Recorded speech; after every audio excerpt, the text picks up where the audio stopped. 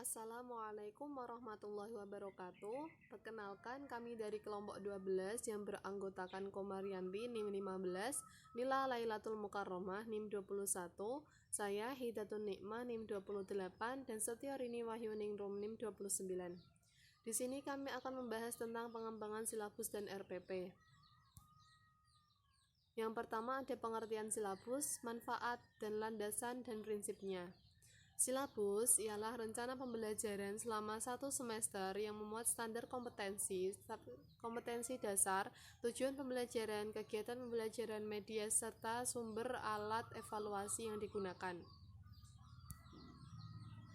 Yang kedua ada manfaat silabus. Silabus ini bermanfaat sebagai pedoman dalam mengembangkan pembelajaran seperti pembuatan rencana pembelajaran, pengelolaan kegiatan pembelajaran, dan pengembangan sistem penilaian.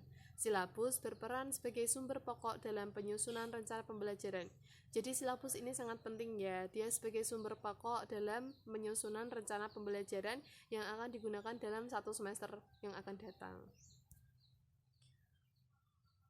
Landasan silabus. Silabus ini berlandaskan pada pasal 17 ayat 2 Peraturan Pemerintah Nomor 19 Tahun 2005 tentang Standar Nasional Pendidikan yang menyatakan sekolah dan komite sekolah atau madrasah dan komite madrasah mengembangkan KTSP dan silabusnya berdasarkan kerangka dasar kurikulum dan standar kompetensi lulusan.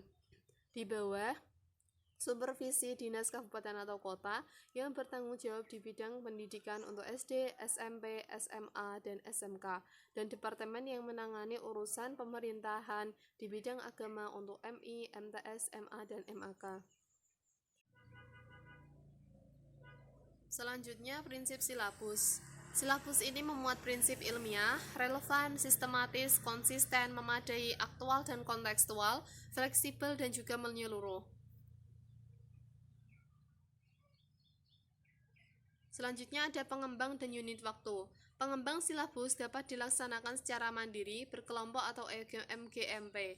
Unit waktu silabus yang pertama, silabus mata pelajaran disusun berdasarkan seluruh alokasi waktu yang disediakan. B. Penyusunan silabus memperhatikan alokasi waktu yang disediakan per semester, per tahun, dan alokasi waktu yang mata pelajaran lain yang sekelompok. Yang ketiga, implementasi pembelajaran per semester menggunakan silabus dengan SK dan KD. Penjelasan selanjutnya akan dijelaskan oleh Mbak Nila Lailatul Mukarromah.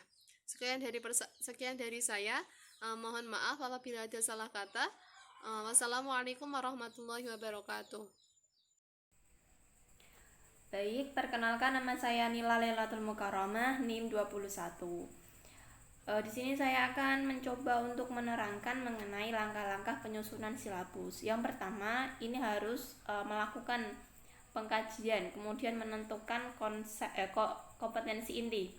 Nah, dalam penentuan kompetensi inti ini harus sesuai dengan standar isi sebagai berikut. Yang pertama, urutan berdasarkan hierarki konsep disiplin ilmu atau tingkat kesulitan materi, dan tidak harus selalu sesuai dengan urutan yang ada di standar isi. Kemudian yang kedua, keterkaitan antara standar kompetensi dan kompetensi dasar dalam mata pelajaran. Kemudian yang ketiga, keterkaitan antara standar kompetensi dan kompetensi antar mata pelajaran. Kemudian yang kedua, mengidentifikasi materi pokok pembelajaran. Dalam mengidentifikasi materi pokok pembelajaran, ini ada yang menunjang kompetensi dasar dengan pertimbangan yang pertama, potensi peserta didik, kemudian yang kedua, relevansi dengan karakteristik daerah, yang ketiga, tingkat perkembangan fisik, intelektual, emosional, sosial, dan spiritual peserta didik. Kemudian yang keempat, kebermanfaatan bagi peserta didik. Yang kelima, struktur keilmuan. Yang keenam, aktualitas, kedalaman, dan keluasaan materi pembelajaran. Yang ketujuh, relevansi dengan kebutuhan peserta didik dan tuntutan lingkungan. Kemudian yang kedelapan, ini alokasi waktu. Baik, kemudian langkah yang ketiga, mengembangkan kegiatan pembelajaran. Kegiatan pembelajaran ini dirancang untuk memberikan pengalaman belajar yang melibatkan proses mental dan fisik melalui interaksi antar peserta didik. Peserta didik dengan guru, kemudian juga lingkungan, dan sumber belajar lainnya dalam rangka pencapaian standar kompetensi dan kompetensi dasar.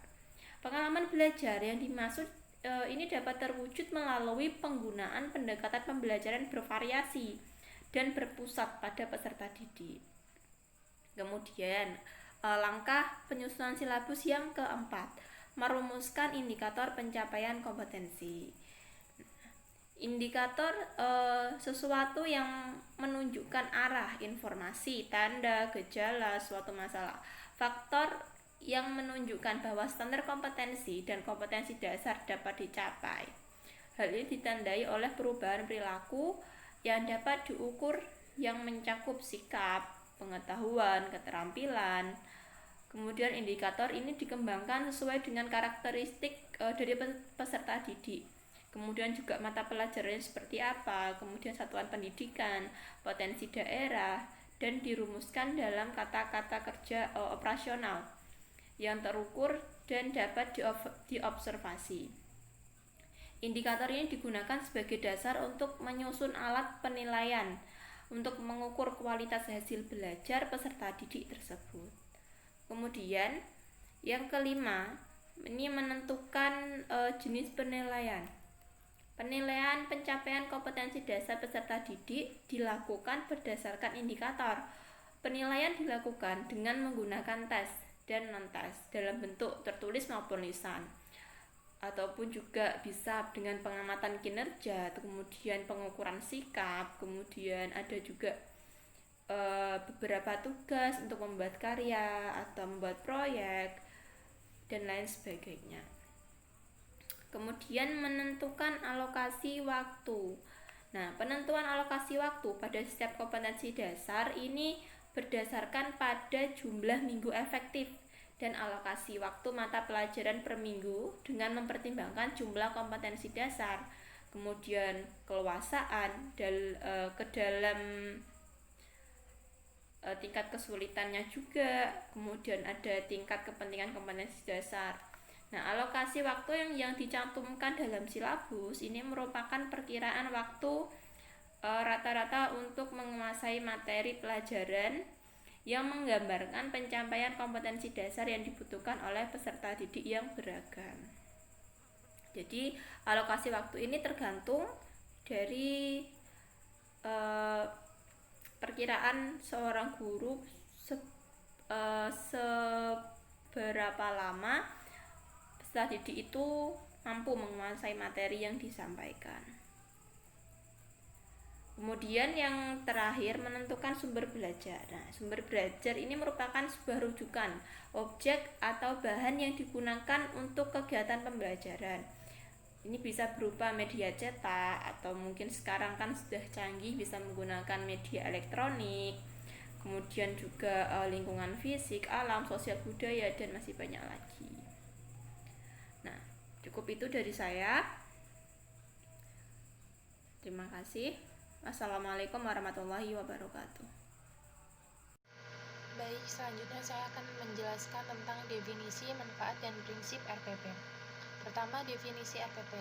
RPP sendiri merupakan rencana pelaksanaan pembelajaran. Maksudnya itu rencana kegiatan pembelajaran tatap muka untuk satu pertemuan atau lebih. RPP bisa dikembangkan dari silabus untuk mengarahkan kegiatan pembelajaran peserta didik dalam upaya mencapai kompetensi dasar. Kemudian untuk manfaat RPP sendiri itu, pertama, dengan perencanaan yang matang dan akurat akan dapat diprediksi seberapa besar keberhasilan yang akan dicapai. Yang kedua itu sebagai alat untuk memecahkan masalah dalam proses belajar mengajar. Kemudian yang ketiga itu untuk memanfaatkan berbagai sumber belajar secara tepat. Dan yang keempat, perencanaan akan membuat pembelajaran berlangsung secara sistematis. Dan manfaatnya masih ada banyak lagi, diantaranya 4 tadi. Nah, untuk yang selanjutnya itu prinsip-prinsip RPP. Prinsipnya itu ada 4. Yang pertama itu RPP mendorong partisipasi aktif peserta didik. RPP sesuai dengan tujuan kurikulum 2013. RPP mengembangkan budaya membaca dan menulis. RPP dirancang untuk mengembangkan kegemaran membaca, pemahaman beragam bacaan, dan berekspresi dalam bentuk tulisan.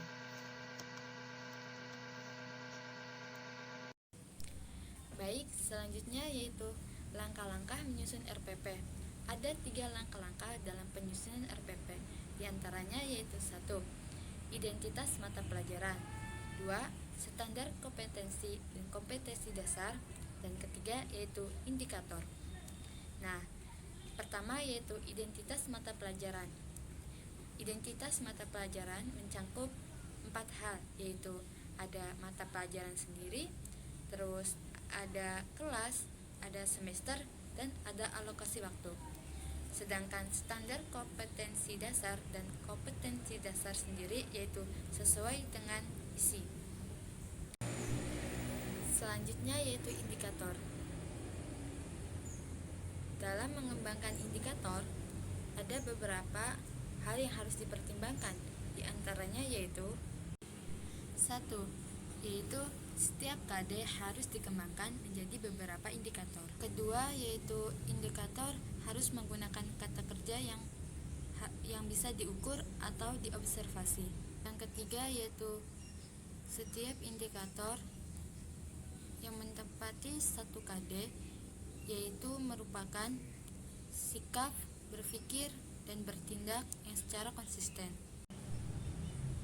Dari ketiga langkah yang sudah dijelaskan tadi, masih ada beberapa langkah yang harus dilakukan dalam penyusunan RPP.